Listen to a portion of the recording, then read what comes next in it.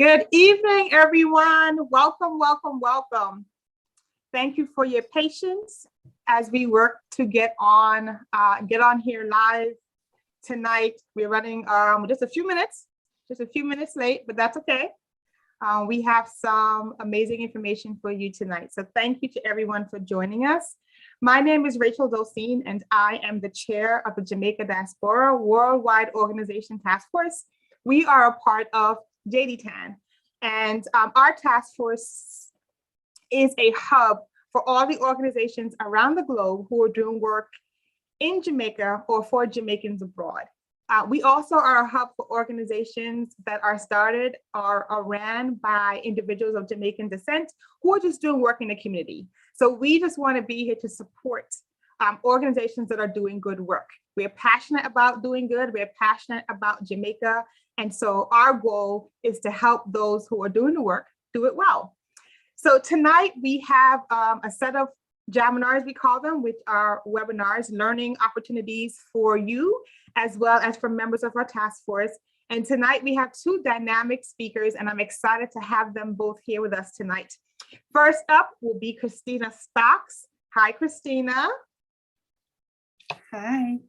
Welcome. Thank you for inviting me.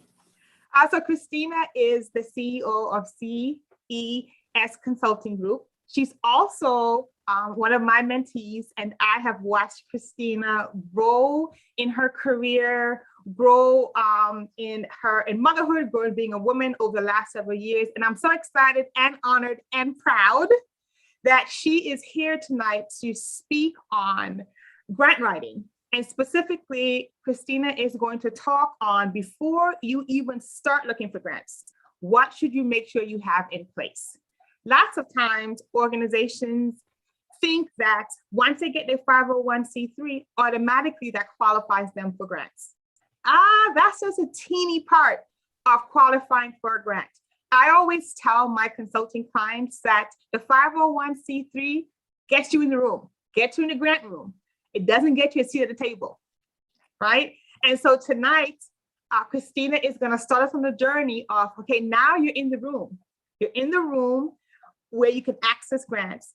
What is the first step for you that you need to do to ensure that you get a seat at that table so you can get some of what's being served, right? That's the best analogy. And so without further ado, I'm going to turn this over to Christina.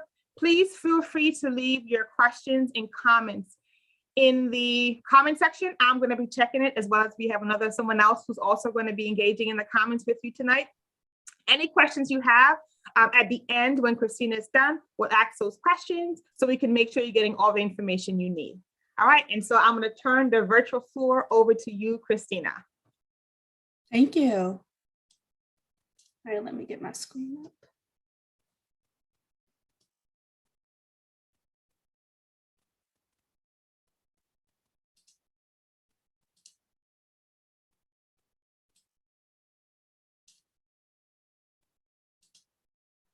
Hi, hello everyone. And like Rachel said, I am tonight going to be talking about grant writing 101 before you start looking for grants. Again, I'm Christina Stocks. I am a consultant, the lead consultant for CES Consulting Group, LLC. So just to tell you a little bit about myself, I am a graduate student studying public administration. I also work as an adjunct professor in workforce development. I'm a grant specialist for a local nonprofit, and I do consulting work under CES Consulting Group. So one of the most important days before we even start looking for grants. Oh, my screen decided to do something. One of the most important days before we even start looking for grants is to create a proposal. So I'm going to talk about the grant proposal format and how it will help your organization to create a sample grant proposal that could be adapted to any grant that you find.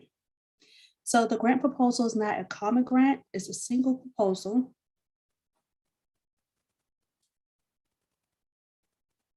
for a community of funders.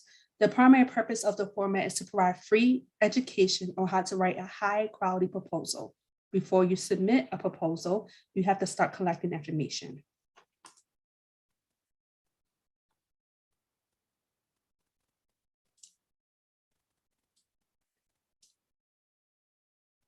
So on your proposal, it should have about 6 different sections, if I remember correct, if I have them number right in my mind.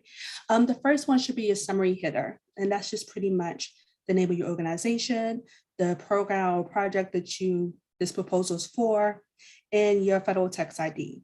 That should be your common header. And then the next section, section B, is the organization background. So here you want to state your mission. What is your organization mission? And then what is the history of your organization? You want to talk about current projects and activities. And if you have a fiscal agent, you want to identify that individual in this part and describe the type of relationship you have. For example, some organizations are not a 501c yet, so they could pair with a fiscal agent who is a 501c to be that sponsorship for them.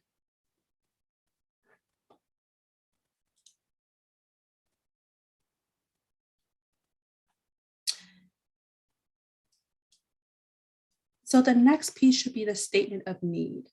Here, you identify the specific problem or opportunity that you're trying to address. So right now at this point, we do not know exactly what grant we're applying for. This is again, the proposal outline. So what project is this for? If you have an organization that has multiple projects, you will have multiple proposals. Each project will have its own proposal.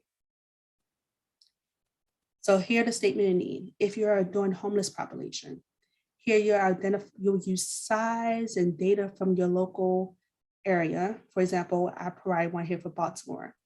So according to the 2020 point in time count for Maryland, 6,302 people experienced homelessness on a given night in Maryland. That was a 14% increase compared to 2018. Of those individuals, 35% of the Maryland population experienced homelessness in Baltimore City. So on the night of the PIT count, the point in time count, 1,399 of those identify as men. So this figure consists with local and national data, which shows that homelessness disproportionately affect men. And then, of course, in my footnote, I have where I got the data from. So this is the statement E. Who am I trying to serve? I am serving for this program, homeless men. And this is what's being impacted in my community. So I want to throw out a couple of things like what funders have said. You want to give more words to current activity than our history. And my computer is quite sensitive tonight. Your statement need should not be super long, but you want to be current with the current facts. The statement of need lets lets the funder know that you understand the problem and therefore can reasonably address them. Do not pack up a bunch of stats. We, of course, could have pages of pages underneath the statement need, but straight to the point. Who am I trying to serve? Homeless men. What percentage of homeless men are on the street on any given night in January is when the point in time is collected? 6,302 people. That's an increase since 2018. And in Baltimore City, that's 35% of that 6,302. And you always want to make sure that you cite your source, that is current or at least recent. So every year when I update this proposal, I get new data.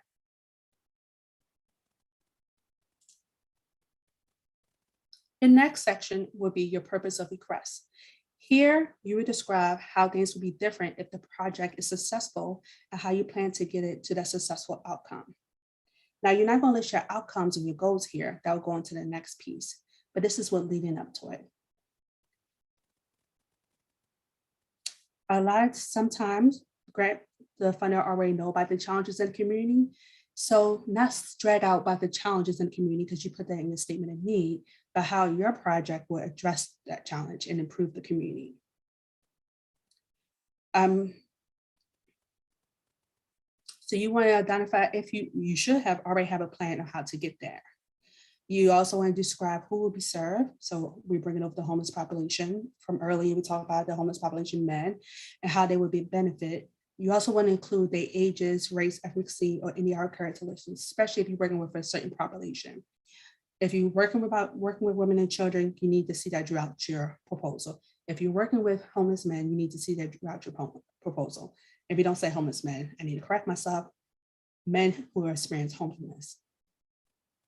And then also in this section, you want to name where the service will be provided at.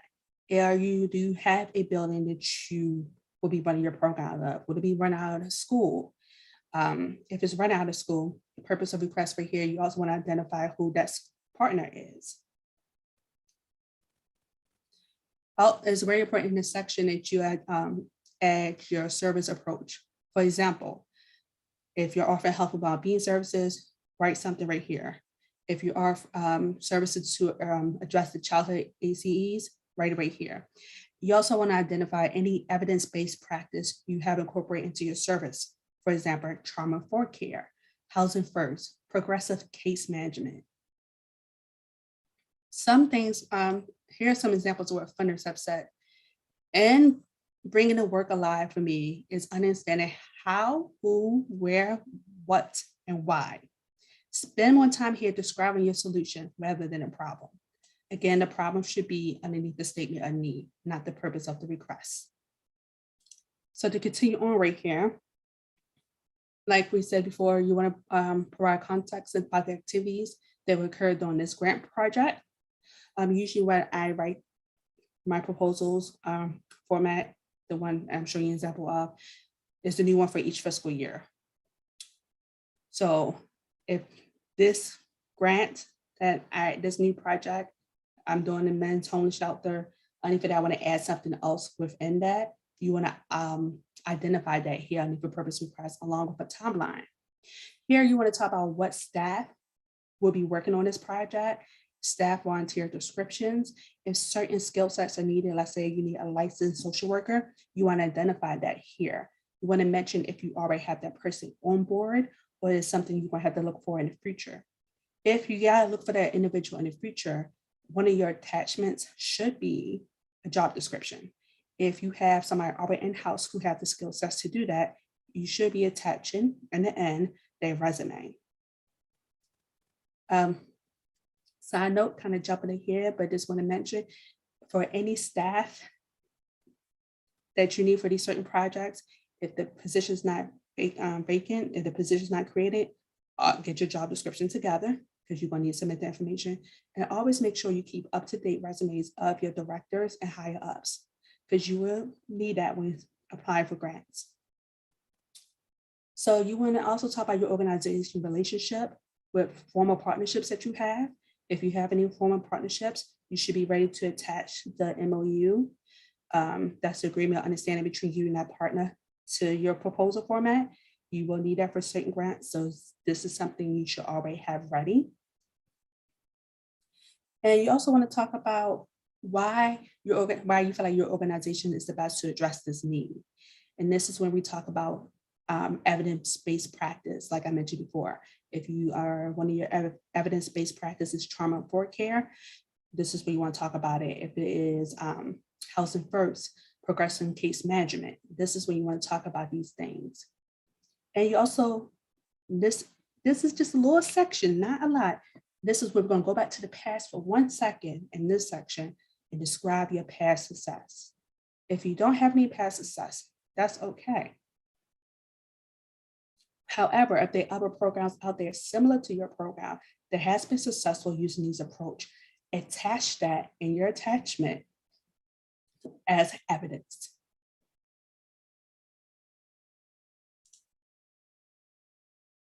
So underneath anticipated results and learning, here is where we're talking about goals.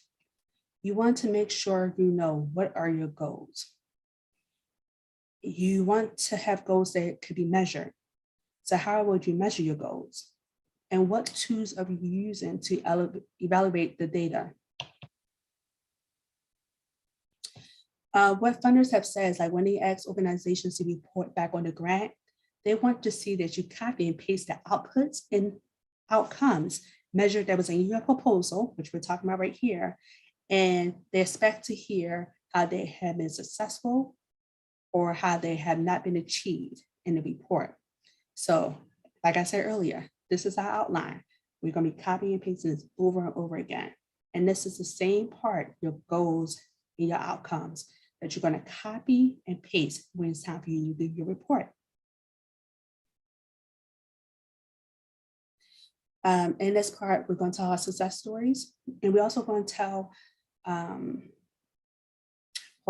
we're going to be successful. And if we are aware of any challenges, we want to identify those challenges and let them know how we plan to address those challenges ahead of time. Because all grants, all programs have a risk going in. And you want to identify the tools you use to learn from or evaluate your program organization. If you plan on surveys, you will here state that we will survey let's say you're doing an after-school tutor program. We're going to survey our students at 3 months, 6 months, or 9 months to see if they felt like the tutoring has been beneficial for them. We want to be mindful of when we are creating surveys that we'll be or interviews, that the questions that we are coming up with can be measured. Can we take the data from that and actually tell and turn it around to results for the report?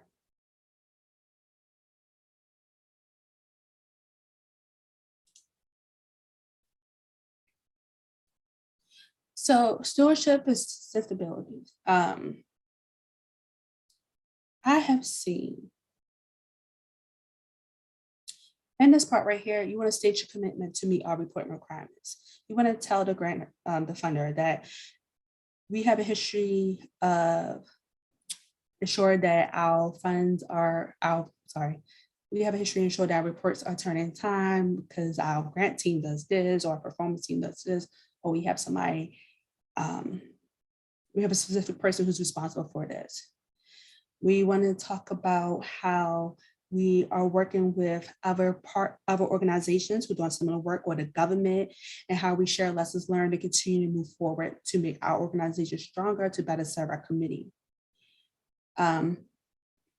Even though the grant fund might end next year, or it could be a 3-year grant or a 5-year grant, we want to identify other source of finance.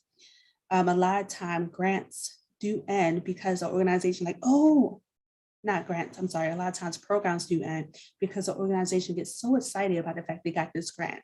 They got this big grant that might be for a year, or it could be for 3 years or 5 years, but they do not think about what's going to happen when that grant ends. You cannot assume that a grant will always be around. So you have to identify our lines of income, source of finance. So other grants, government and private grants, create a line of income within the program, donors and in-kind donations, such as partnerships with other programs and volunteers, or could be listed as source of funds. I already said that part. So again, the goal is to have multiple lines of revenue for your program. So I like to do these little things that were like what funders have said. Regardless of need or performance, I'm not able to fund a single organization or activity forever.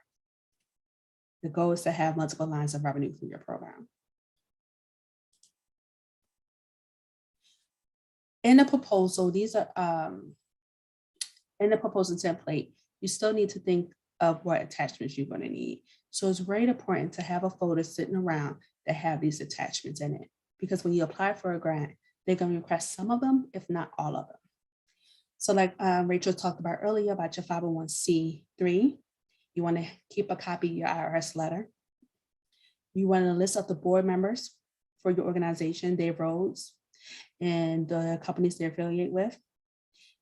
A lot of grants, I honestly can't think of a grant application that I haven't come across where they did not ask, how does the board support the organization?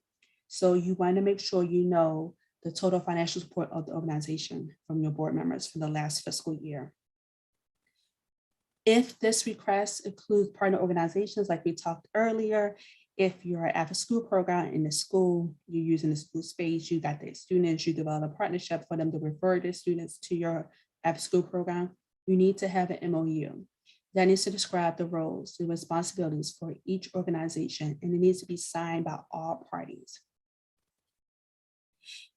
If your organization has been around for a couple of years, you need to attach a copy of your most recent 990 tax statement. And for organizations with annual budgets over $500,000, you need to have a copy of your audit financial statement for the most recent fiscal year. If your organization is not at that status yet, usually they have a letter just stating your financial situation. You want to keep copies of letter supports, recent media articles. Social media is your friend. So if you rely on social media a lot, it's really good to go back and pull those posts that had like a high audience, and pull those posts of like if other organizations have tagged you about a service that you're offering.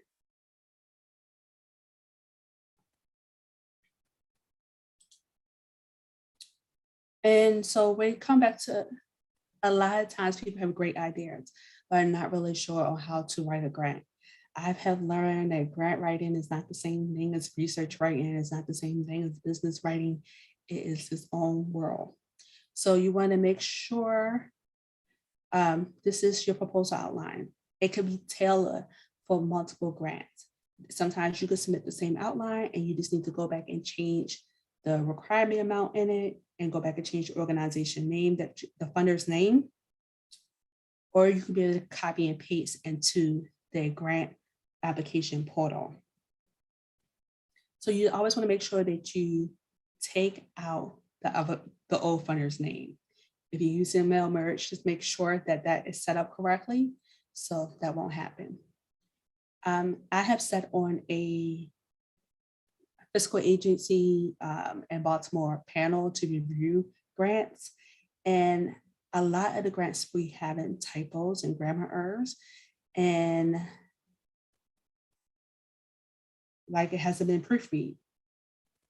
And I wonder if I caught on to the mistake that I made on this thing on purpose. This doesn't look like it has been proofread. There's format errors, and that doesn't look well on your organization behalf. And acronyms, try not to go crazy with them. And if you do have to use them, make sure you provide explanation on what they mean. Your sentence and your paragraphs should be concise.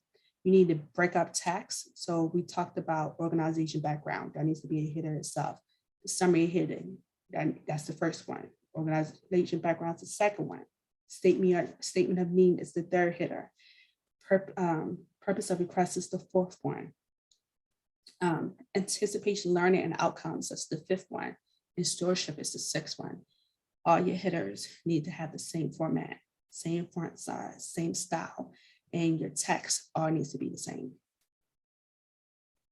Some and your proposal template that we're creating today, that you're going to create with this guideline, don't use bullets.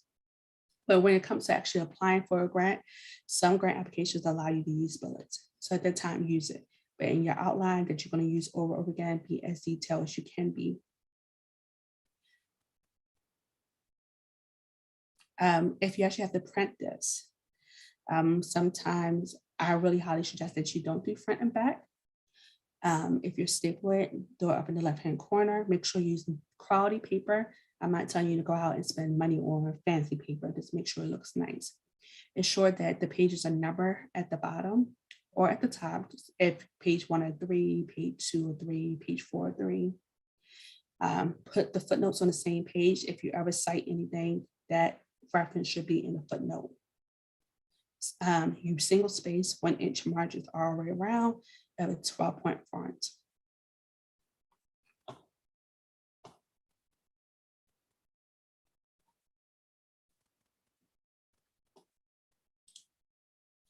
So again, I'm Christina Stocks. If you want to get in contact with me, we can connect on Facebook. That's my profile, not my professional profile. I'm also on Instagram at christina.stocks.mpa. I am on Twitter at FBLOMDCES, and my website is www.ces Consulting Group.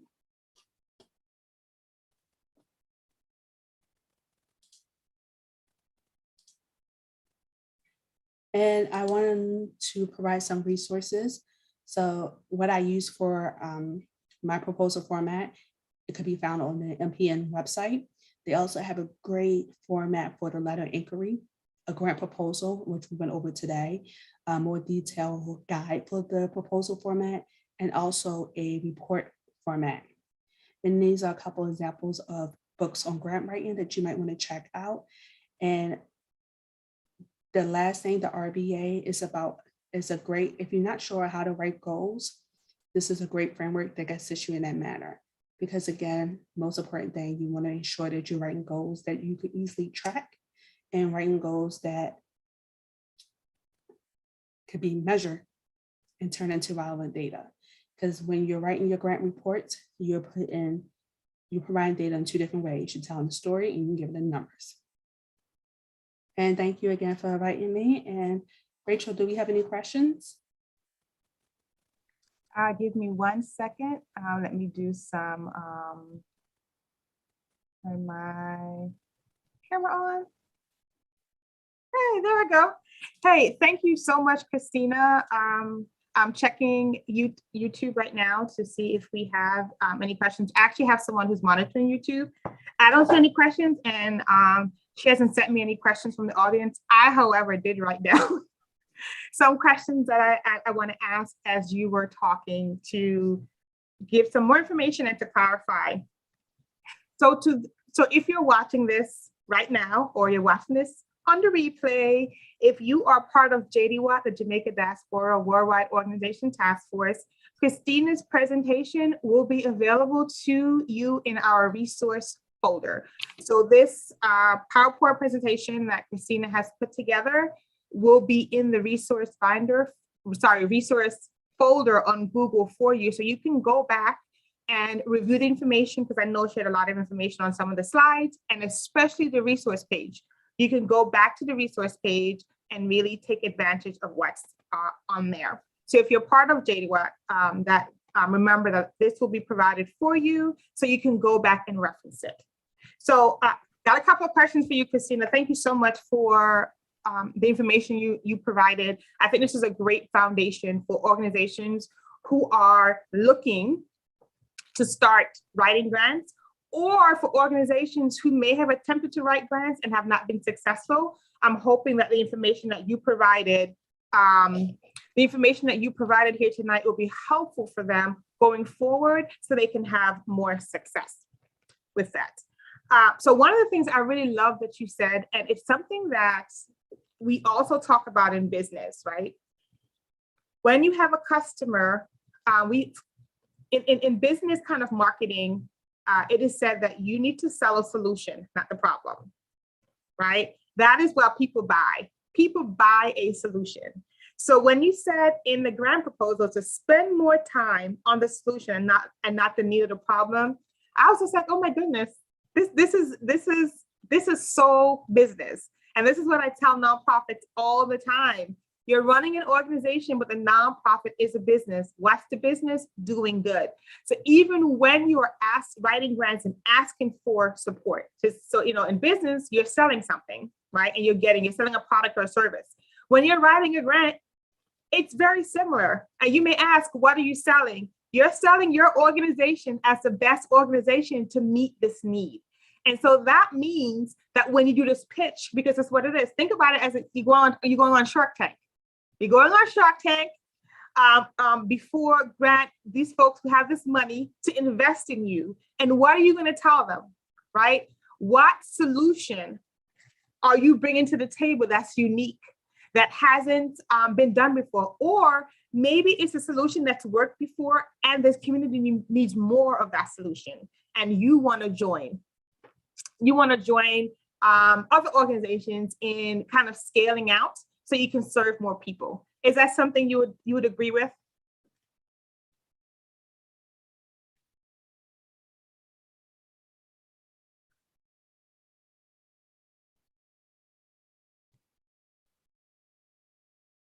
Did I go? Can you guys still see me?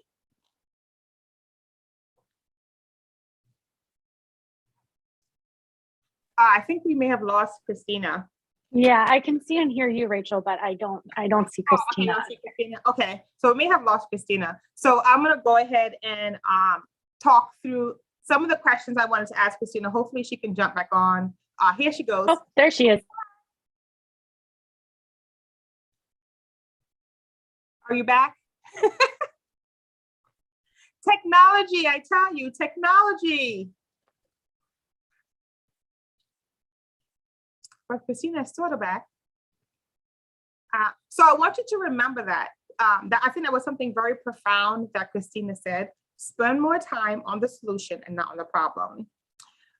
Christina, are you back? I can't hear you. So I'm not sure if you can hear us. Hi, can you hear me? Yes, I can hear you now. I'm so sorry. The power just went out in the whole community. Oh my. So I apologize for sitting in the dark. Get back. Oh my goodness. I'm glad you're able to jump back on. So thank you. Thank you for that. Another thing that I want to note that Christina said in her presentation is what she presented to you, which I love, is a general format that you can use for any grant. So the information, the outline that she gave tonight with the 6 sections plus attachments make 7. I had 7 with attachments. Correct me if I'm wrong, Christina. So a total of 7, including attachments. This is a document that you can have on a Google Drive, on your shared drive, on SkyDrive, whatever drive that you can have it there. And that is just where you dump information that you can copy and paste. As she said, if there's a grant application format, you can copy the information that's relevant to that particular, so you don't have to go scrambling around every single time you have to write a grant. You're scrambling to gather information. You gather all this information in one spot, and then you can just grab it as you need it. So that's a second point that I want you everyone to remember from what Christina said. Now, I do have a question for you, Christina, since you're back. Can you still hear me? Yes, I can still hear you. Okay, you're kind of disappearing into your background. Yeah, I just decided to turn off the camera because. Okay, all right, that no problem. We know how you look. All right, so you mentioned copying and pasting into a report the anticipated results in learning. You talked about that particular section being about your goals, correct? Yes, that is correct.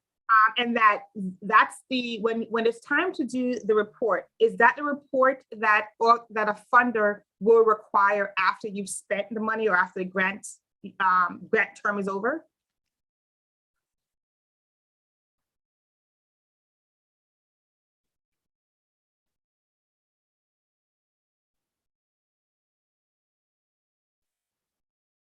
You gone again?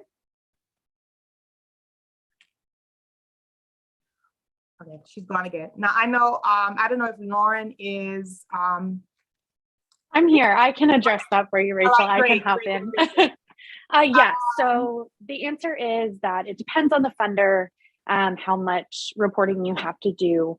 I think what Christina's point was that when you do have to end up going and doing those reporting, sometimes it's in the middle of the grant period, sort of like a progress report.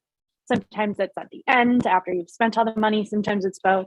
You just want to make sure that you're sharing the exact same metrics or goals that you outlined in your proposal in those reports. So it's very clear what impact the grant funding has made. Okay. If you've gone above and beyond, you can certainly add more things in, but you want to make sure you touch on everything that was in your original proposal. Okay, got it. So I just wanted to clarify that because she mentioned report being able to copy and paste from that particular area. And I want to make sure everyone was watching.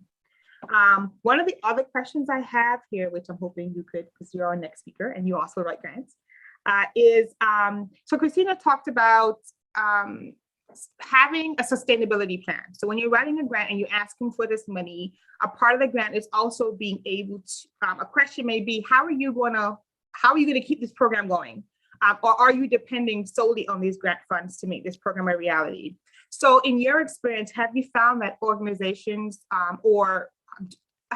do you think organizations can lose out or be denied a grant because they do not have a sustainability plan?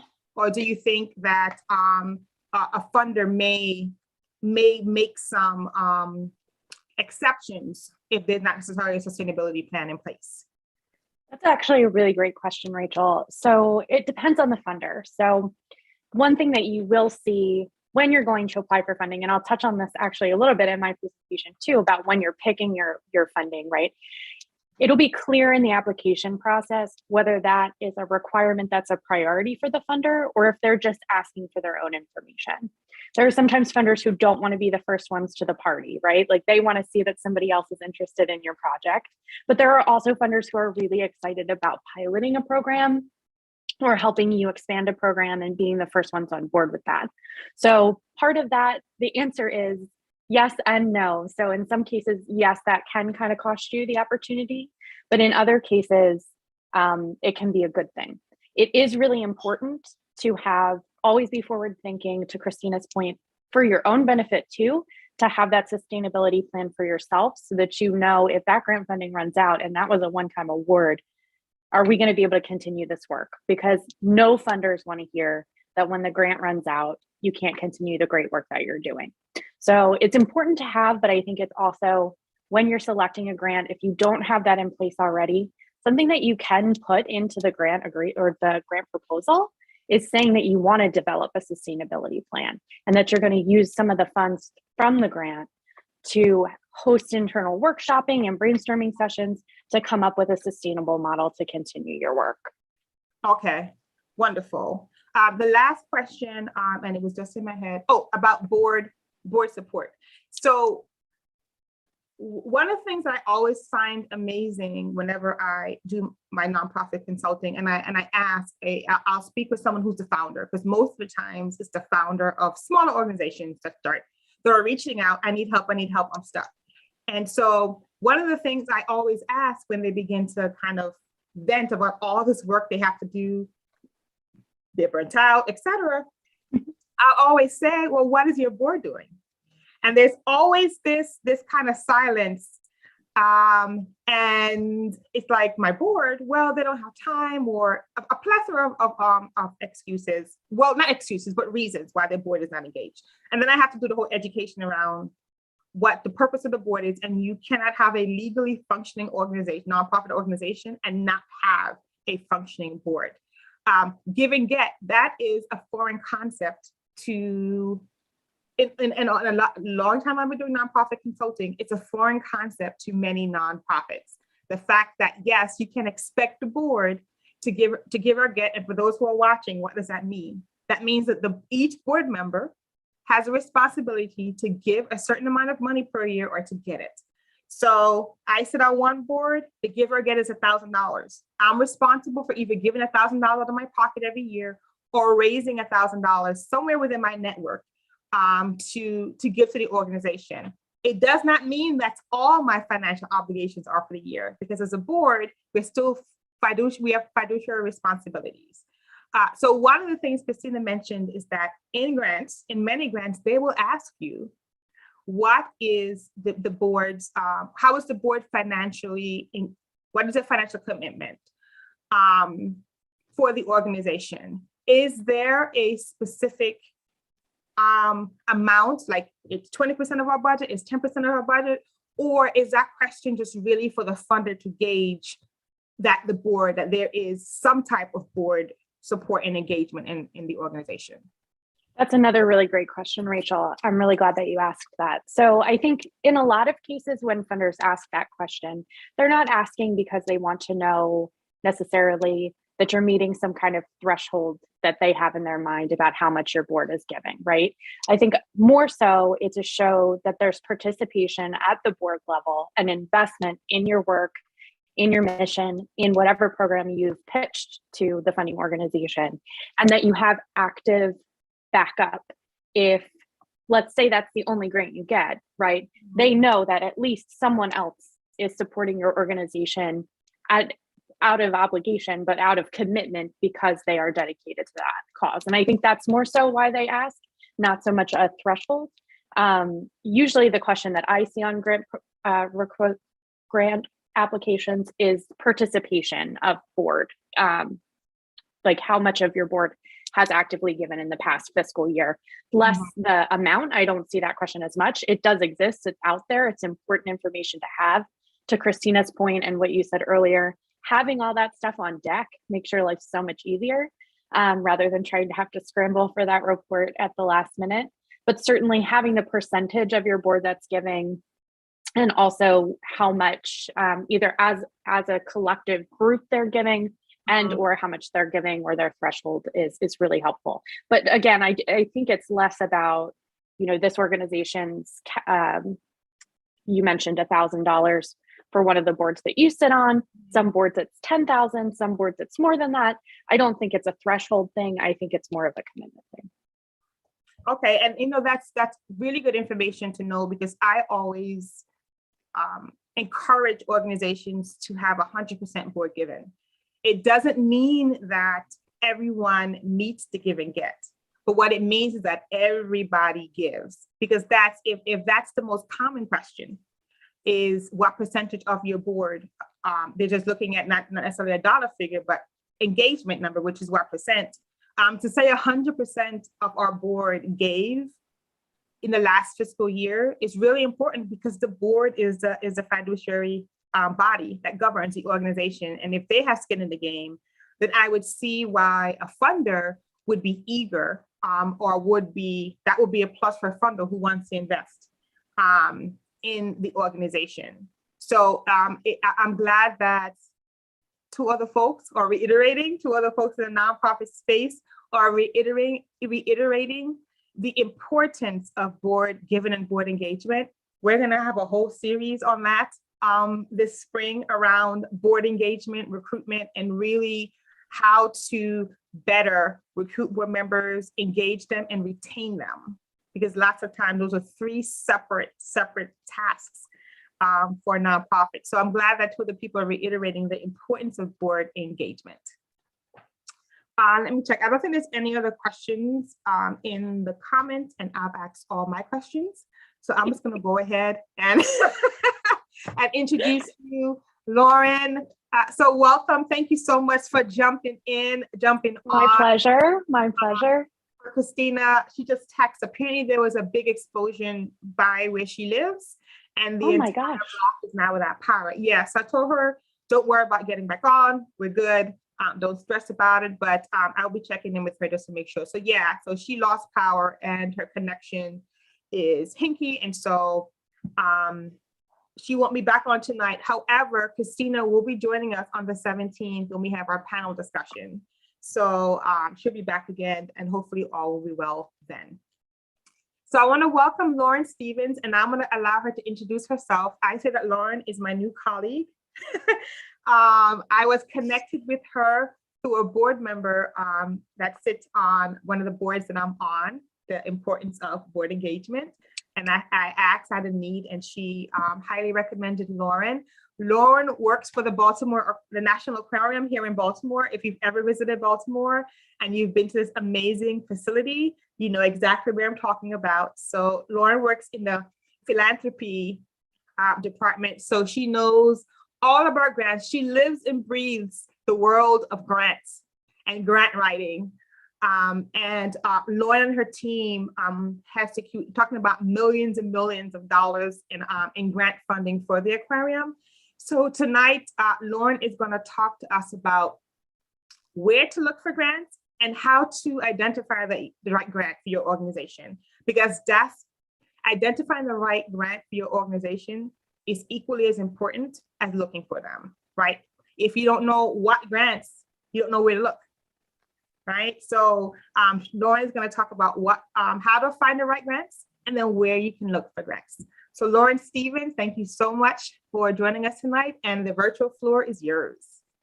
Thank you so much, Rachel. Thank you for having me. I'm thrilled to be here. I'm very glad that we were able to connect. I'm just going to share my screen here, and hopefully you guys are seeing that. Are you seeing my slideshow, Rachel? Yes. I'm hoping that's a yes. Okay, excellent. So welcome everyone who's joining. Thank you so much for being here tonight. I hope that the information I provide is helpful to you. I noticed just before this that my contact details are not at the end of the slideshow. So what I will do is resend this presentation at the end that will have some contact details should you want to reach out with any additional questions, or if you have any additional information you'd like me to share, or if you just want to connect. So tonight we're going to talk about finding and selecting grants. And to Rachel's point, this is a really critical step in the grant funding process. You can't write a quality grant for an opportunity that you don't know exists, right? So it's really great to be equipped with all those tools, and a lot of the outlining that Christina talked you through is actually going to really help you in the process of finding funding and figuring out what funding is the right fit for you. So let's get started.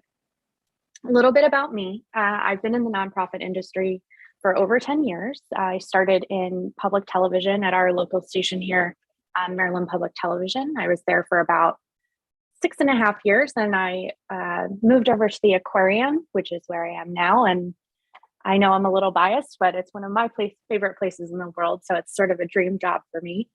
And I lead our grants and development services team. So I'm responsible for leading the folks who secure the grant funding from public and private sources, and also for our team that processes all of the donations we receive, manages our donor database, organizes and executes on our stewardship events and our donor events, and also does our research and prospecting. So that last part there is more what we're going to talk about tonight.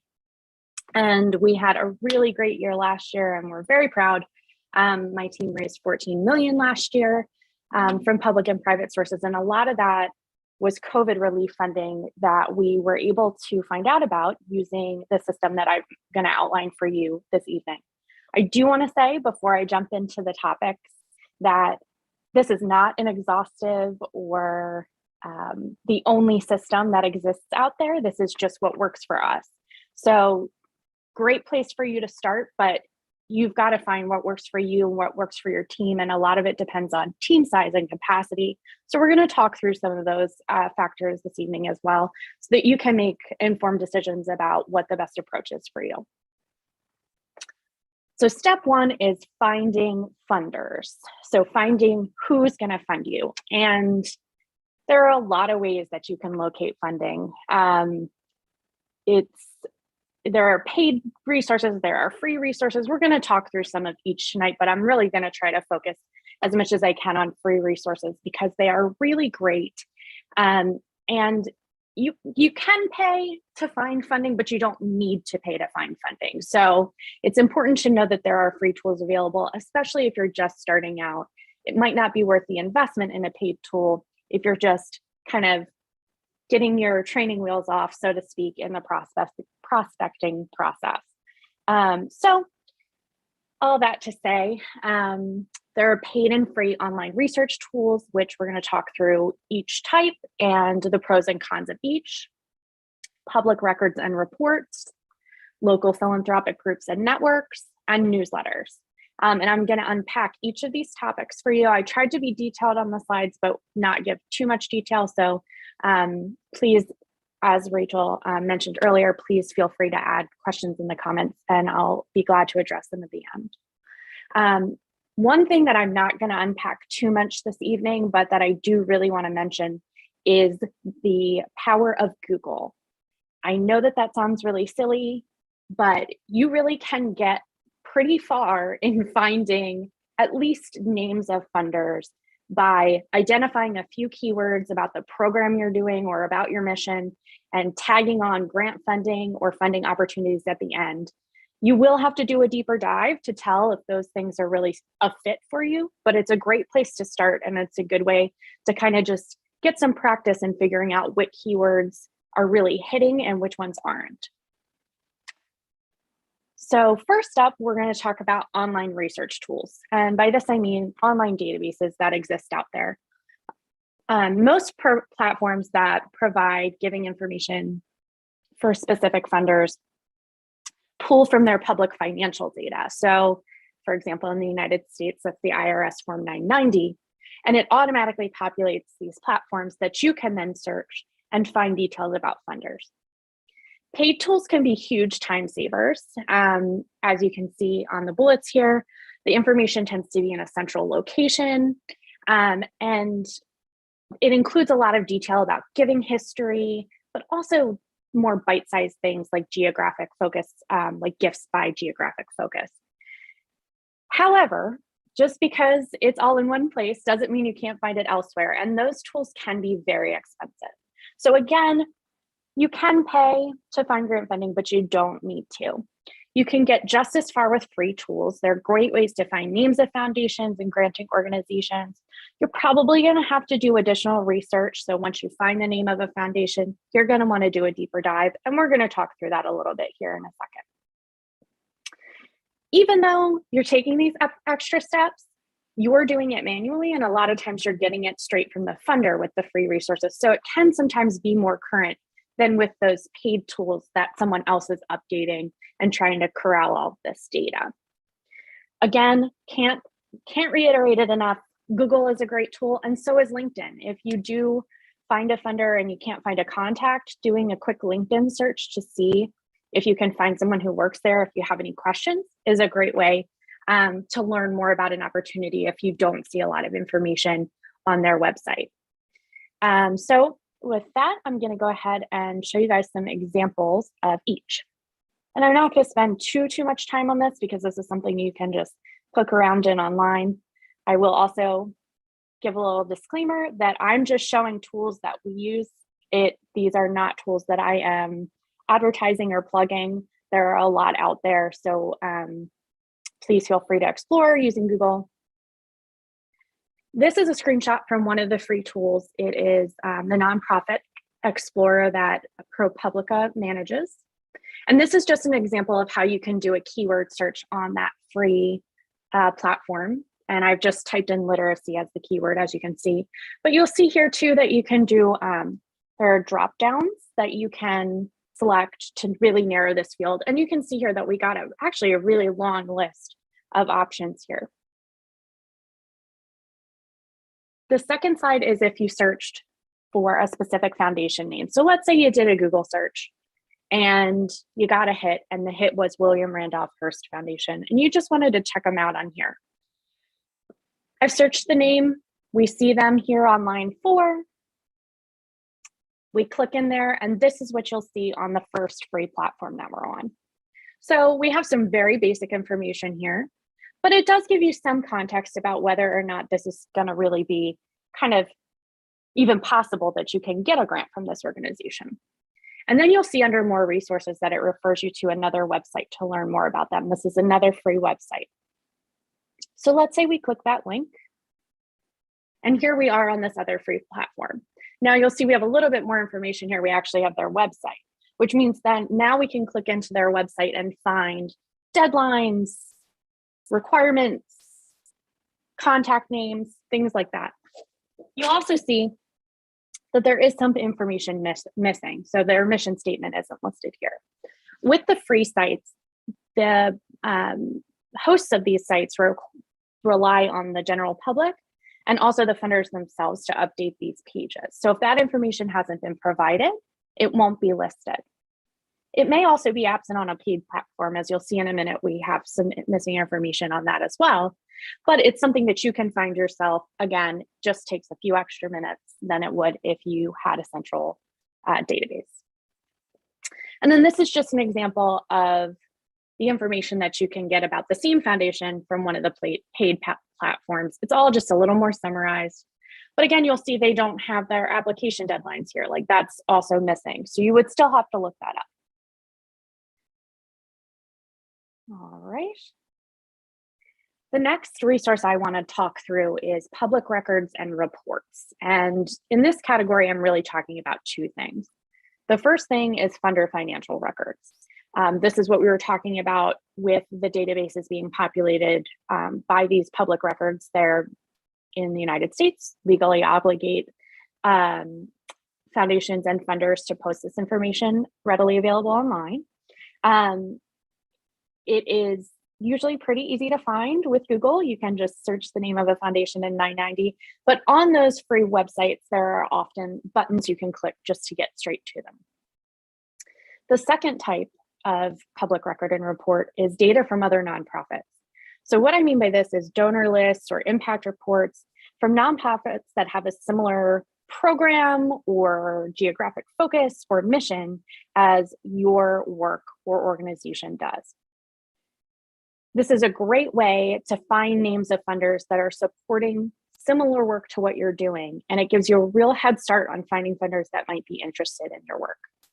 The best part about these two resources is they're free, they're easily accessible online, and the information is self-reported, meaning it comes straight from the source. So it tends to be very accurate. And I'm just going to show you a quick, and I know this is a little tiny. This is just what it looks like on a 990 when you, let's say you found the 990 for the William Randolph Hearst Foundation. Part 15 is where they have to list their gifts, and then you'll see here they included an attachment with all the names of the organizations that they gave to, the category being culture here, and then the amount that they gave. This is great because it gives you a real good ballpark of where to start in your ask amount, number one, but also you can really focus on where are they focusing their giving. If they're listing more than one category and this category has $1 million worth in it, and they have a second category with $50,000 in it, you might want to stick with the one that they're funding more. So it's a great way to kind of figure out where the alignment is and also what your shot is at grant size and likelihood. And then this is an example from a local organization of a donor list. This is from Everyman Theater here in Baltimore, which I love, and I'm a patron there. But as another cultural institution, I do often peruse their donor list to see who's giving to them in case they might also be interested in giving to us. And I go through this list pretty much once a year. That's usually how often it's updated. And just check out and see, okay, well, maybe I want to learn more about the Paul M. Engel Foundation because they're not giving to us, but they're giving to another cultural institution.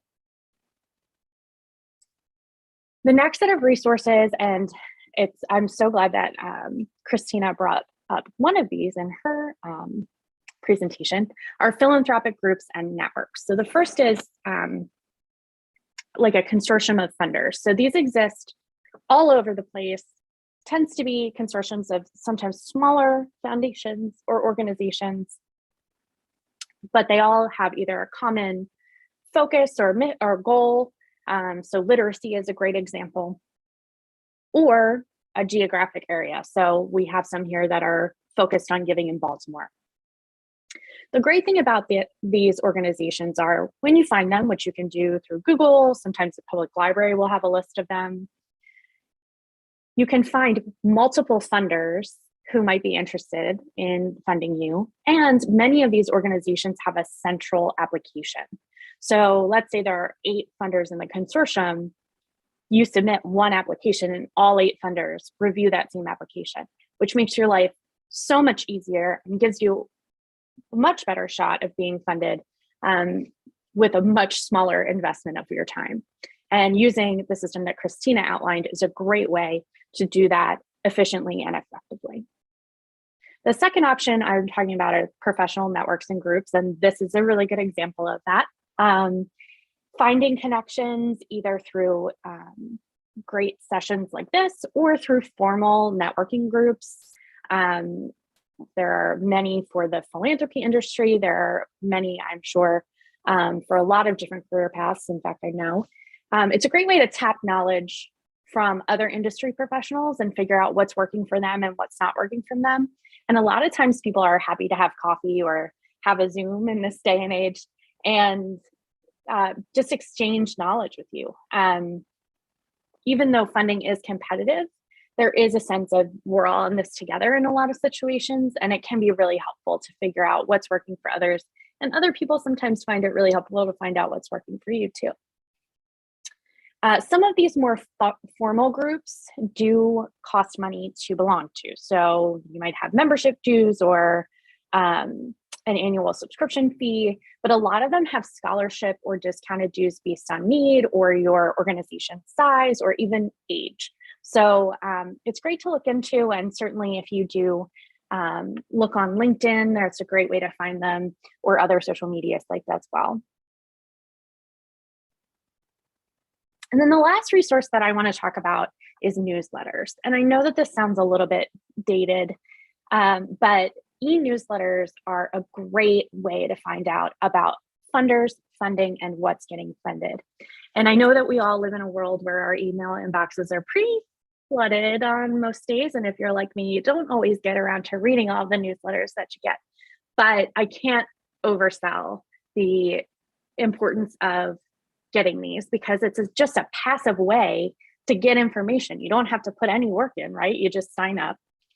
I will give one tip, which is if someone forwards you a newsletter about a funder or a funding opportunity, subscribe. Go on right away and subscribe to that, because if someone thought it was relevant to you and you find that it's relevant, you're going to want to keep getting that. So I'm going to highlight each type of the newsletters, just kind of high level, and I'm not going to get too much more into it other than to say this is just really helpful for us at the aquarium, and it works out really well. So the first is funder newsletters. So this would be emails straight from funding organizations. Funders have to give their money away. They want to give their money away. There's a reason that they have grant opportunities, right? And a lot of times they're looking to expand the pool of organizations that they're funding. And one way that they do this is announce their mission, their priorities, but also requests for proposals, which they send out over email. They also make announcements when they do fund things. And this is just as important as the request for proposals, because it lets you see who is actually getting funded and why. So, for example, a foundation that funds the National Aquarium recently put an article in their e-newsletter about the work that we do with the grant funding that we receive. It's a great way to find out where they're actually spending their dollars. The second type is professional newsletters, and it's sort of similar to the professional networking groups that I mentioned before. So subscribing to the groups or the newsletter of the groups, or even just the updates from their social media pages when they do push out or share funding opportunities or positive stories. It's a great way to just find those opportunities. And the third is newsletters from other nonprofits that are similar to yours. Again, just like with the donor list, it's great to see where the funding is coming from for those organizations so that you can try to approach some of those same funders to fund the great work that you're doing as well.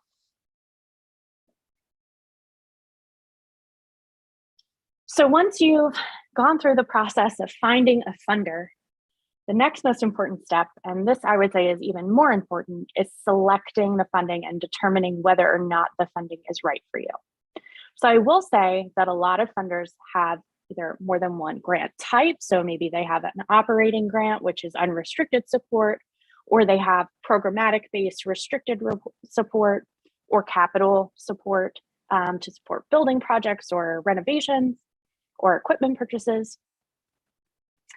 So first and foremost, you want to figure out what types of funding the funder has. Not every funder has multiple types. Some funders get very specific and they'll have topical based different grant programs as well. So you're going to want to check that out and do your research and figure out if you think any of them are a fit. And if you do, then you're going to want to use this process to figure out which one is the best fit.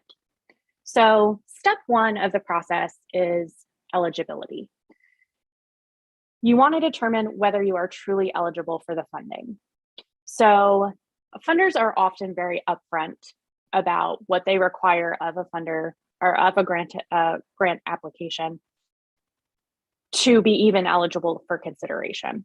So you're going to want to look at those very carefully and consider whether or not you meet all of the eligibility criteria.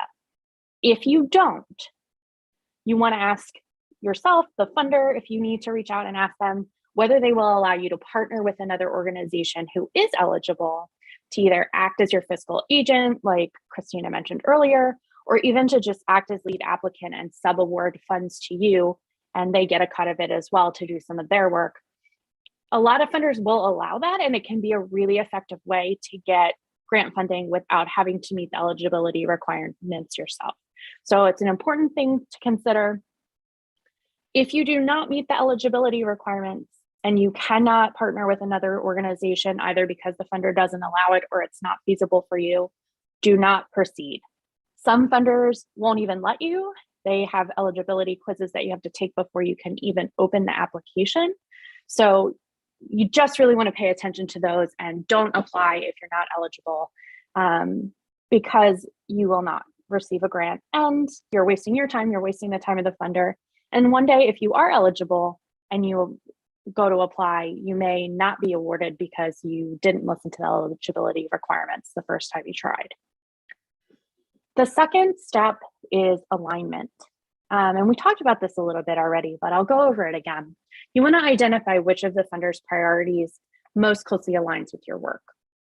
What is their mission and what are their top priorities and goals? When you looked at the 990, did you see a really high concentration in one area? And do you have work in that area? Which of those priorities cover the program or work that you want to propose? Or if you have multiple projects, which of those projects best fits with the priorities and mission of the organization? A great way to figure this out is to make yourself a list of keywords about the work that you're trying to get funded and try to see if you can pick out those keywords or similar words in what the funder has written about the grant opportunity that you're exploring. And then you want to consider how strong the alignment is, because you are not the only person asking for money. And this is something that we deal with a lot as philanthropy professionals. To be competitive, you want to have the strongest possible alignment. And all of the tips that Christina gave you are wonderful and very important. But if your work is not aligned, you are not going to get funded no matter how strong your grant application is. So this is a really important step to determine whether or not something's a right fit for you. The next step is requirements. And Christina did talk through this a bit, and I'm really glad she did because she got into it a lot more than I'm going to have time to here. But what are the requirements of the funder for the application process? What are the questions on the application, and can you answer them thoroughly? What are the application deadlines? Do you have enough time to do a quality proposal? What is the application process? Is it one step? Do you have to submit a letter of inquiry first? Is there a form you have to fill out or an eligibility quiz you have to take before you can access the application? And then this is something you're going to hear me mention a couple more times in the next few steps. What is your capacity to meet the requirements and the deadlines on time, fully, and effectively? If you have 2 days to do a grant proposal and it requires you to really reinvent the wheel and start from scratch on a proposal, and you're a one-person shop, that might be kind of challenging. So you really just do want to be honest with yourself about what your capacity is to submit a competitive grant proposal, because you don't want to waste your time. Management is the next step. Now, you're not always going to be able to answer these questions up front. So some funders don't always put out there what their reporting requirements are. And some funders actually, the reporting requirements depend on the grant program that you're submitting to, or even whether you're a new funder. Sometimes you'll have to submit additional reports as a new funder than you would if you were getting funding for a second year or a third year. But if you can, you want to find out what the post-award requirements are. So what can you expect if you're going to receive the funding? Are you going to get the funding right up front, or are you going to have to submit invoices showing that you've spent the funds down in order to receive them? And what are the reporting requirements? Do you have to submit one final report, an interim report, multiple interim reports? Are they narratives? Are they financial? Are they both? You really want to try to understand as much as possible what you're going to have to do after you get the money. Because once you get the money, it's great that you can do the work that you need to do for your organization, but you also need to keep your funder happy, and you want to make sure that you meet all the requirements to keep the money that you've been given. So you want to know if you have the capacity to deal with managing the grant after you receive it. And then the last step, and this is the most important step, kind of calls on everything we've just asked ourselves earlier in the process, and that's the investment step. Consider the return on your investment in applying for this grant, and what this grant will mean for your organization if you get it. So based on the requirements and process, how much time do you think the application is going to take you? What is the average or most likely grant size that you would receive from this funder? What is your organization's capacity to secure and manage the funding? What is the expense of the program or work you're trying to fund? And how does that relate to the amount of money you're likely to get from the funder? So is your project a $5,000 project and it's a $5,000 grant? Or is your project $1 million project and it's a $5,000 grant? And then given the work to secure and manage the funding and the size of the grant, is the return on your investment in the process contingent with the expected grant amount? You really have to be sure that investing your time, which is the most important resource that you have, is going to pay off in a way that is beneficial and consistent with your investment, and that you're not going to spend several days on a $5,000 grant application for a project that either isn't well aligned, or that you don't have enough people to manage if you do get it, or that just doesn't really cover the costs that you need to cover with grant funding. So this is my last information slide, and then I'm going to jump over to questions. But this is sort of a recap of what we've talked about so far. And that's my top 5 tips. So the first is leverage free public information as much as possible. Free resources are such a great tool. And I know that I keep saying this, but they exist, they're out there. And we have paid resources at the aquarium and we still use free resources. I cannot tell you how often I just Google, or I click a link in a newsletter, or I hop on LinkedIn to see if I can find the name of someone at an organization that I'm trying to reach out to. The second tip is there's no such thing as too much research. You can never have too much information about a funder and their process. Do your research up front, spend the time on it. It will save you so much time in the long run if you do it. And if you find that you still have questions and it's not addressed anywhere on the funder's website or in any of the communications that they send out, try to find a contact and reach out to them to see if you can get clarification. 9 times out of 10, funders are just glad you're asking. They want to get what they need from you, and you being interested in doing it the right way can be a really great impression. The third tip is quality over quantity. So really focus on and try to only select grants that closely align with your mission and priorities, for which your organization is eligible, and that you are equipped to manage and apply for. The apply for everything and see what sticks approach does not work as well as being diligent and making sure that you're applying for meaningful opportunities that are an actual fit for you. The fourth tip is understand and follow application guidelines and requirements. And I think Christina kind of covered this a little bit as well, but listen to funders and really strictly adhere to their guidelines and requirements. If your application is late or it's incomplete or anything's inaccurate or it's just sloppily done, you're very unlikely to get funded. And a lot of times funders will just stop reading an application, even if it's just that you've exceeded a page limit. So you just really want to make sure that you're paying attention to those kinds of guidelines and that you're respecting those and paying attention to them in the quality of product that you produce. And then the final tip, again, is know your capacity. Just know how much time you have to invest in this process. I know we have folks from different roles in organizations, and I know a lot of places don't have a dedicated fundraising team, or it's a team that has some other functionality as well. So you just want to make sure that you're weighing how much time you need to spend doing the great work that you do in the community against how much time you have to invest in this, and using that to make determinations about what funding you apply for. An example I really like to use is a $5,000 grant that takes 10 hours to complete and requires several rounds of interim reporting. Might not be the best fit for an organization that has one person that's a program person and a fundraiser, unless it's paying for most of or the whole program. So you just really want to pay attention to that as you're going through this process. So that is all of the content slides that I have. So I'm happy to answer some questions now, Rachel, if we have any. Yes, we have.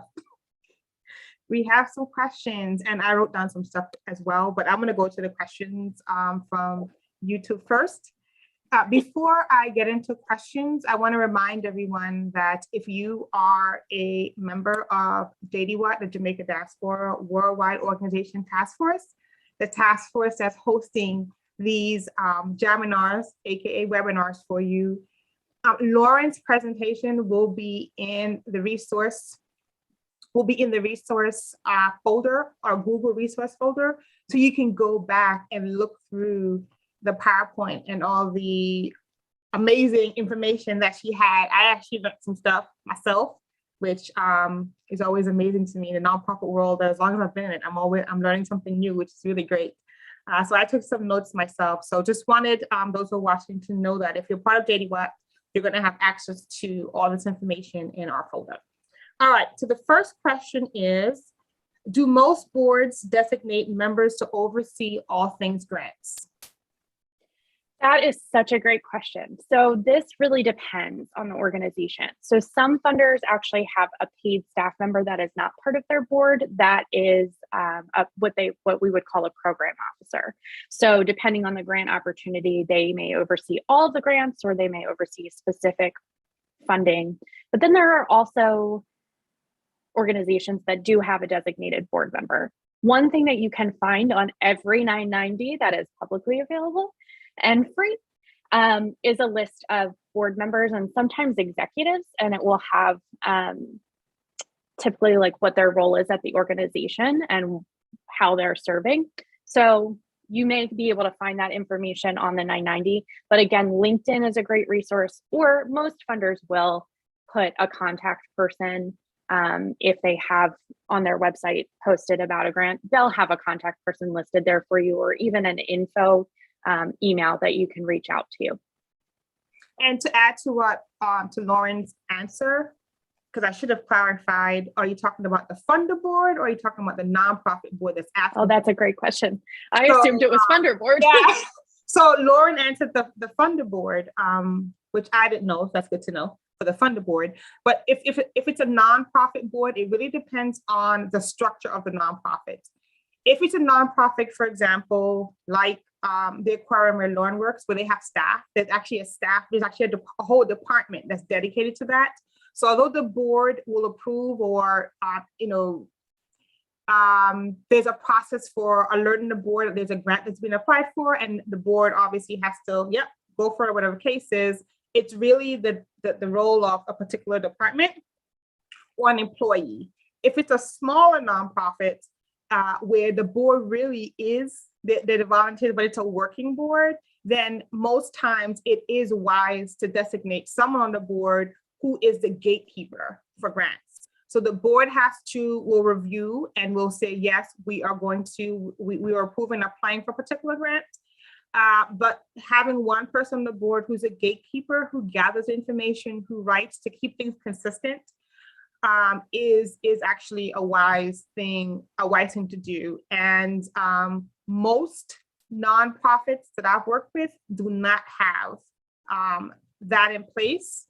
And that's normally a recommendation that I make for those who are ready to look for grants, is that they need to designate a person to do that.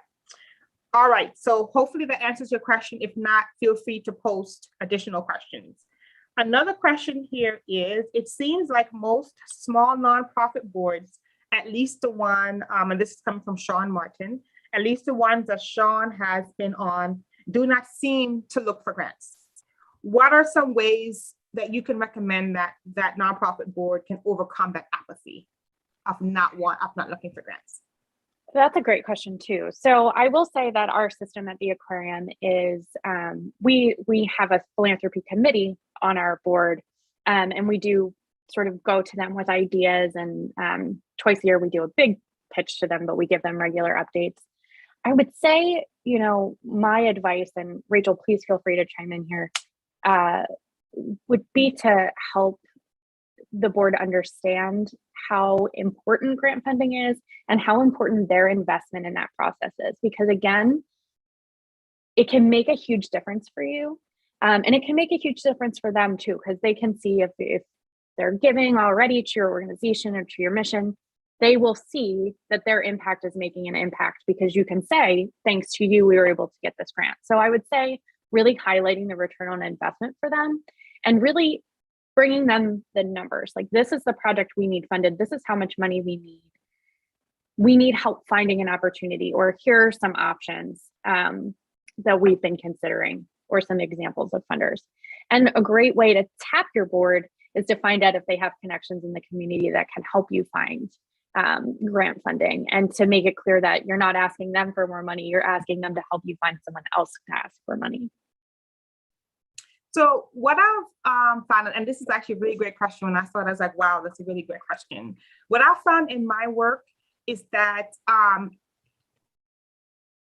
apathy is not really apathy. It's really a reflection of being unprepared. So boards that don't have certain functions and structures in place, boards that haven't been very successful at fundraising on their own or reaching fundraising goals, boards who are not educated about what the grant process and how to apply. It may seem like apathy, but really what it is they're unprepared. They're unprepared for the grant writing process, or what that would entail. So one of the first places to start, I would think, is what Christina presented on, which is a checklist. Do we have these things in place? Do we have these pieces to start grant writing? And I think that when organizations, boards are more educated about different aspects of nonprofit, I find them to be more engaged. So that's kind of my answer to that, is really looking at what is leading to that apathy. Is it that the board is not educated on what is the grant writing process? How do we go about it? How prepared are we? What do we need? Where can we find grants? Because it can be overwhelming to apply for a grant, even if it's a $5,000 grant. Sometimes what they're asking for, if you've never done it, can seem very overwhelming. So I think a way to kind of combat that apathy is to be prepared. So the checklist Christina gave, going through that as a board, starting to pull the pieces together, the board talking together and giving themselves a deadline. So good example, the organization that I founded, the board decided from the very beginning that we were not going to apply for a grant for the first 7 years that we were in existence, that we were going to learn as a board how to raise the money that we need to do the work, because we did not want to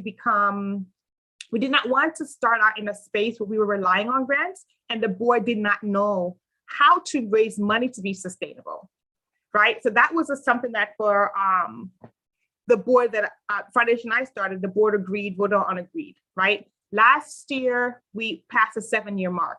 So this year, we're now gonna start looking for grants, right? And when we look at our financials, every single year, we steadily increase in the amount of donations that we got. Now, we're pretty tiny, we're babies, we're 7, 8 years old. So we're pretty tiny, but we also looked at that. Is our numbers increasing? And every single year when we did our financial reporting, when we did our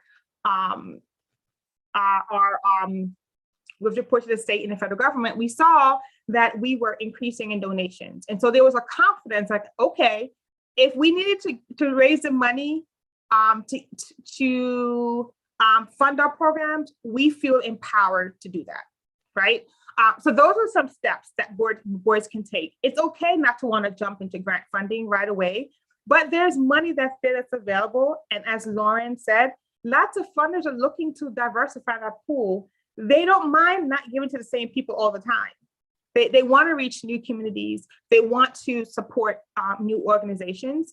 But I found that having a plan, are we prepared? And then having a timeline and a plan for engaging in grant writing helps boards with what may look like apathy or overwhelm. Is just unpreparedness. So hopefully that helps. Yes, the person said that was a great response. So, all right, if you're watching and you have any other questions, please put them in here. Lauren started a little early, but we're going to hold her hostage for as long as we can. I'm here as long as you need me. She has such great information. So I wrote down some things that I wanted to make note of on the presentation that you gave. E-newsletters. When you said philanthropic groups and networks, and then you spoke about subscribing to eat networks, I want to tell everyone that's listening and the JDWAT folks, a lot of the grants that I share, or a lot of the grants I have in my own, I've been building a grant library for a couple of years now, they came from e-newsletters that I subscribe to, or as Lauren says, someone forwards it to me and said, Rachel, the work that you're doing, I think this grant will be great for it. And I immediately subscribe to that particular newsletter. Staying connected to my professional network. So I completed the Leadership Essentials program at Loyola University.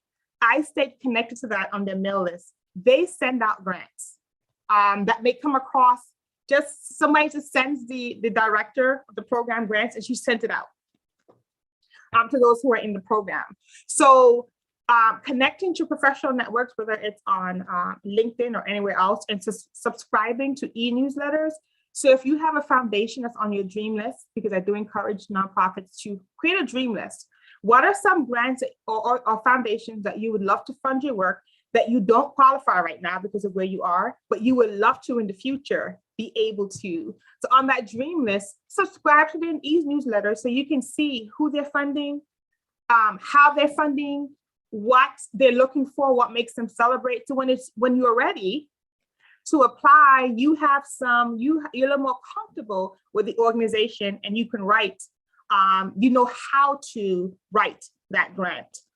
So I wanted to second, third, fourth, fifth, and 100th that's really in importance. One of the questions, one of the notes I made, Lauren, which I'm hoping you can speak a little bit to, you touched on it a little bit, is that writing to fit grant requirement, right? And if you don't fit this requirement, it's okay to pass on that grant. The other flip side of the coin is I've seen nonprofits who are trying to squeeze into Cinderella's shoes, right? So they know that this is not the right fit, or but they try to either recreate a program they have so it fits, or write the grant in a way in anticipation of having an up and coming program. And then lots of times there have been folks who may have gotten the grant money and then struggle to meet the outcomes because that program did not exist to begin with, right? So when we talk about writing to fit a grant, and I think this also speaks to integrity of the organization, and just being honest and transparent in the work that we do. Is there any kind of is anything to kind of add to that, or your thoughts on that particular topic? Yeah, so that is,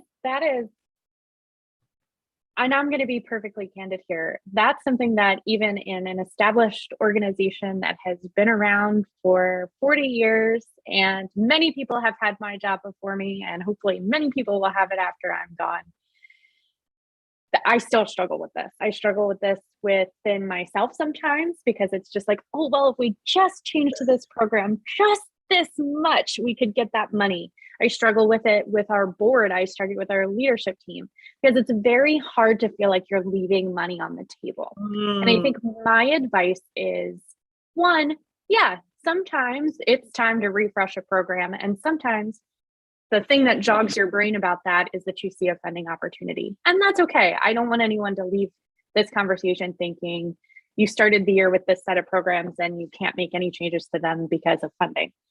But the question is, it goes back to that tip number 5, know your capacity. It applies to everything. It applies to everything you do as a nonprofit. It applies to the program work, the community work, and it applies to this process. If you are not going to have the capacity to execute on what you say to a funder, and you are unsuccessful in implementing the grant funds the way that you said you were, one, you've probably killed your relationship with that funder at least for a few years. And 2, you've wasted that time that you could have found resources for a program that you have that's established. So before you take any thought about, oh, I'm going to pilot a new program, which there are great opportunities out there for new programs, and there are funders that want to fund a pilot. That's great.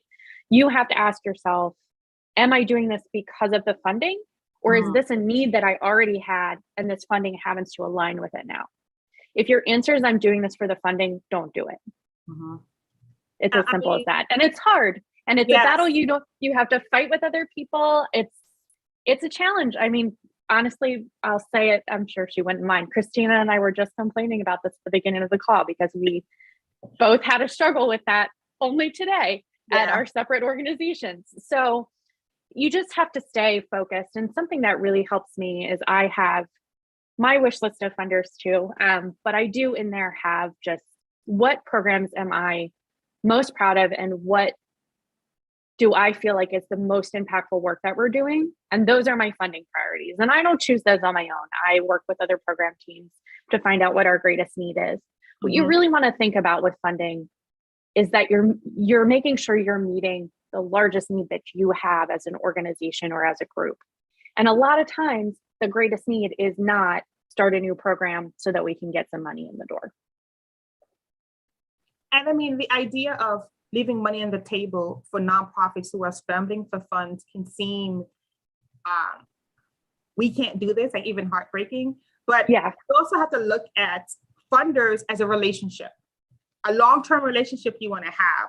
So money left on what you may look at as money left on the table today, in the long run could be a bigger cut because you've taken the time to kind of build that relationship. You know, my mom used to say, they have a saying in Jamaica that says to eat little and eat long, right?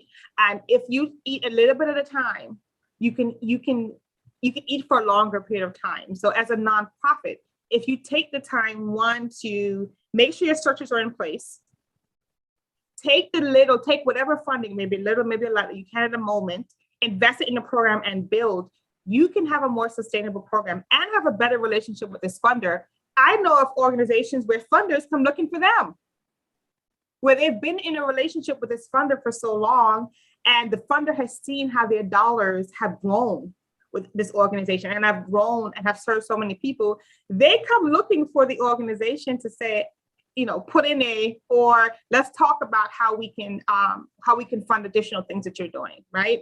So looking at the funder, these organizations, these foundations, folks who are given money that you are asking for funds, is to look at it as a relationship. Do you want a long-term relationship with this funder? Because behind that money that's being given is a grant officer who's making decisions, or who's the relationship person, right? So even getting to know that person, even if you don't get the grant, a lot of folks will explain why. A lot of grant funders would explain why your grant was not approved, and will even give you tips for the future, because they want to give them, like they have to give their money away, and they really want to make sure it's going to the best organizations. And so relationship building, even in the grant writing space, even in the grant space, is really, really important for longevity of organizations. You want, if somebody gives an endowment to a foundation of a certain amount of money that they can give away, and it's for a particular program, you want your organization to probably be the first name that a funder thinks of as the best organization to approach about additional funding, because of the relationship you've built, because you've proven yourself, and because you've been okay with leaving money on the table if you didn't have the capacity to spend that money wisely as well. So that's the other side of the coin to kind of think about. Since we're on relationships, you mentioned around collaboration. Sometimes when you're writing a grant, you may not have that capacity, you may not meet some of the requirements, but you have a partner organization who does. And so approaching that organization to be the person who writes the grant, and then you're essentially a subcontractor, or you're an organization that's a part of who they're going to work together with to make this grant happen. Collaboration over competition. In the nonprofit space, I've found it sometimes to be cutthroat competitive when it comes to not just getting a funds, but even the work that's being done. When you work with small nonprofits, I would see someone come to me and say, I want to start a nonprofit. Have you looked on your block to see, are there any other organizations on the block that's doing this? And in some spaces, I mean, Baltimore City is a good example. There are so many of the same type of organizations that exist, versus a coalition or coming together to say, we all do the same thing. Let's collaborate so we can go after larger donor dollars or go after larger grants, right? So in your experience in the nonprofit space, what have you experienced with the whole idea of collaboration over competition? That's a great question. So yes, I share in that sentiment that oftentimes nonprofits can get really hitched up on this idea that there's a finite amount of funding, and if I get the funding, you don't, or if you get the funding, I don't. And in some cases, yes, that's true. That's the reality. That's how the world works, right? Like funders don't have an unlimited pool of money, or none of us would be knocking on their doors right now. So yes, there is competition, and there's always going to be competition. But I think that collaboration really opens a lot of doors, to your point, Rachel, about being able to either request higher dollar amounts or to approach other funders that you wouldn't be able to approach on your own. One, it's really giving you a lot more opportunity, right? And two, it's showing a funder that you are so committed to the work, that you are willing to work with other organizations who are trying to achieve the same goal as you to maximize your impact. And that really impresses funders. That is a really attractive to them. I can give a real world example on our end of things, which is the Masonville Cove Partnership, which the National Aquarium is part of, with several other organizations in the area, including Living Classrooms Foundation and some other funders some other nonprofits that go after a lot of the same funding that we do. But this year we were, for the first time, we rolled out a sustainability group where we were going to identify common grant opportunities and work as a team to apply for them to support this work that we're doing in this community. And we were successful in our fundraising goal for the first year, which was awesome because we were able to get larger dollar amounts from funders that wouldn't have likely just funded one organization. We now have interest from the National Park Service in what we're doing, and have been invited to apply to them for some funding. So it's really, it can really make a big difference. And that doesn't mean that sometimes in my day-to-day, I see that one of those organizations got a grant that we applied for and we didn't get it, and I'm not a little jealous, right? Like that's always going to exist. Yes. That's just is what it is. But I do think that collaboration is important. And if you can do it and it's going to work for you, then do it. But again, to the same point as like trying to shoehorn into something, if you're just collaborating only because you can get the money and it's not really an actual alignment between the organizations, or your relationship isn't strong enough to work together, don't get tempted. Leave the money on the table, build that relationship, and come back to it in the next cycle. Cool. So we're both agreed on that. Yes. So I want to ask it, well, not really a personal question, but so I noticed that you and your team were able to raise $14 million in the midst of COVID. I know for a lot of organizations, COVID has been so difficult when it comes to engaging donors. And I don't want to go too much in the weeds because we're actually going to this is going to be part of the whole board engagement piece, is engaging donors. But I want to touch on it a little bit because we have folks who are watching this. And so what during COVID, and I know the aquarium is an established organization, so it's not the same as an organization that's maybe 3 or 4 years old, but we know that strategy is strategy. So for your team, what was some of the strategies that you used during COVID when things were rough for nonprofits all around to be able to successfully raise $14 million?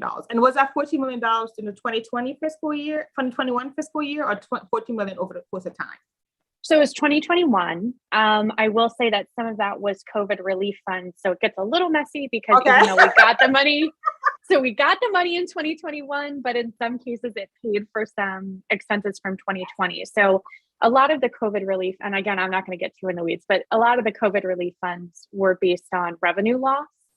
And because we were closed for several months and then we're operating on a limited capacity, in 2020, we lost over $20 million in revenue because of COVID. So because we were able to make that clear, and a lot of that, some of that funding was from public sources that wanted to keep cultural institutions going, being economic drivers. So it's a little bit of an anomaly with that amount from the public funding sector, just because of the qualifications. But one thing that kept us going was staying on top of reading those newsletters. I know I keep saying it, but it really makes a big difference. Seeing what other organizations were doing. We do have a great network. We have strong relationships with other professionals, and just asking them how they were getting through and really being proactive. And this is a point that you made, Rachel, that I'm really glad you brought up. With the established funders that we had, going back to them and saying, listen, this is a hard time for everyone. We know you're already planning on giving us money this year, but can you just do a little more? Can you just do an extra gift?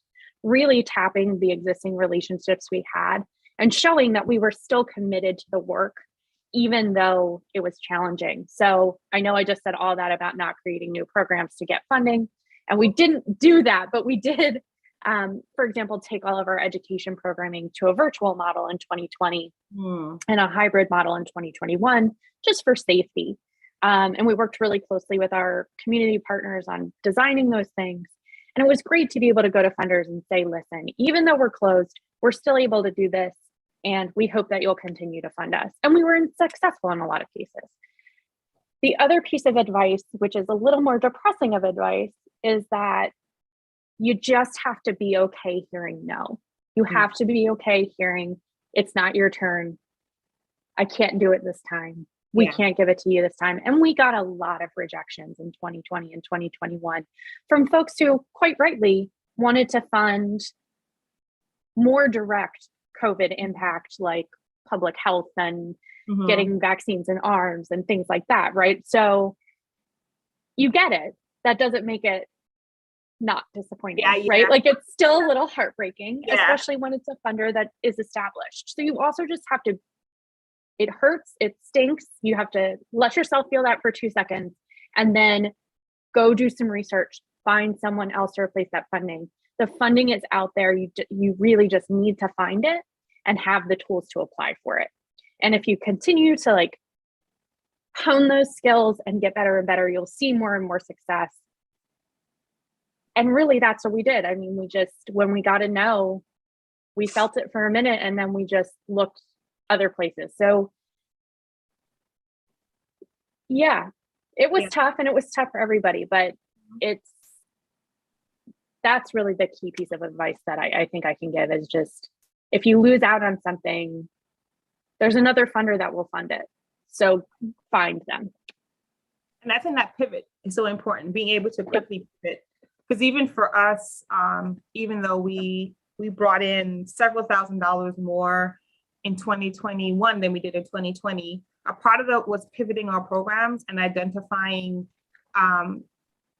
pivoting and then cutting down. Like we had to trim down a lot of what we were doing because it was just not fundable, because it was not a priority. It was not a priority to our donors because we didn't have grants. So we were just looking at what were people going to give to. And although there were some great, amazing things that we've always done, we wanted to do with this global pandemic, folks were wanting to give to causes that were directly related to that. We do international work, and so most of our donors are US based, right? And so being able to engage the work in Jamaica, being able to engage folks who were non-Jamaican, they were not of Jamaican heritage at all, so they had no personal stake in wanting to help anyone in Jamaica because the US was going through its own kind of crisis. But being able to pivot and tell your story in such a way that is compelling. And we got some no's as well. And it was from people who gave every year, and it was just like, I'm giving to here instead because I feel like the need is greater. And I agree with you. It was kind of like, you sulk for a second. But we found some new donors that are now part of our donor list that I think we may not have found them if it had not been for COVID and having to pivot and having to look at our programs and reframe them. I think that an opportunity like COVID, which has wreaked its havoc. It's wreaked its havoc on lives, on health, on public health systems, on food, on so many things across the globe. But I think one blessing, I think, that came out of COVID, and I think there are a lot of people who've said this, is it allowed the world to stop for a second, regain focus and priority. And I think it also allowed a lot of nonprofits to take a breather and re-look at the work they do and how they do it. And is it sustainable? I've also seen a whole lot of different set of grants that have come out of COVID, because we know that there are some issues that COVID presented that are going to be long-term. And so we saw different funding sources, from hunger to food to access to healthcare to mental health.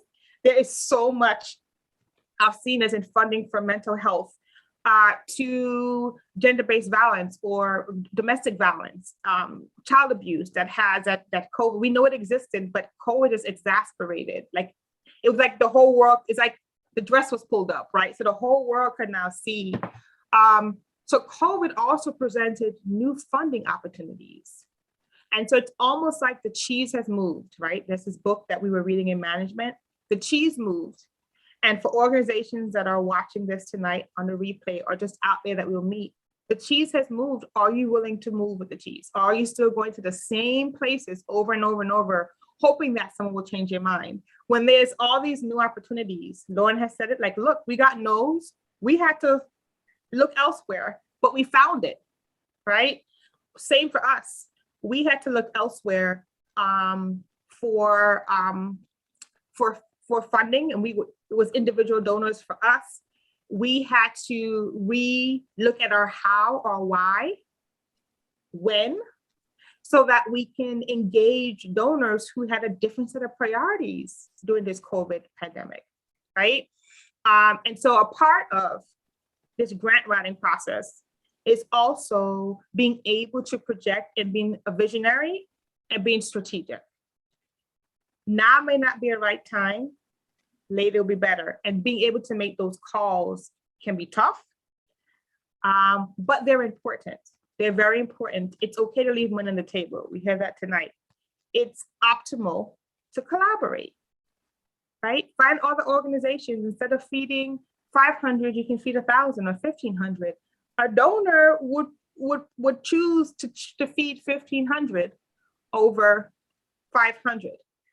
Keeping kids engaged with online programs, right? Getting a funder, as Akram talked about the hybrid, but you have low-income children who would normally come to their program to get this experience. They can't. They're home. Their parents may or may not be home. They may not be very engaged in school, but they're going to be very engaged with the program from the aquarium, right? So you still keep that education going. So learning how to pivot, even in the grant writing process, right? That door is closed. Okay, what's next as well? Any final words from you, Lauren, before I release you from captivity? I just want to say, I thank you so much for this opportunity to share out this information. And I will send you a version of the presentation with my contact information. Please don't hesitate to reach out to me if you're out there and you didn't get your question answered, or you think of something after this. I am more than happy to share what I know or what I don't know with you. So please feel free to connect with me, and I really appreciate everyone taking the time to attend. And I hope you'll come back again. It would be my pleasure anytime. Yeah, that I think you would be so amazing for. So thank you so much for your time this evening with us. I don't see any more questions on here, but as Lauren said, if you're watching this in a replay or you think of questions, you know how to find me if you want to ask a question. And both presentations from tonight will be in the JD Watt folder. On the 17th, we'll be back again with another 2 workshops for you. The information will be sent out. And have a good evening, and we will see you guys again. Thank you. Thank you.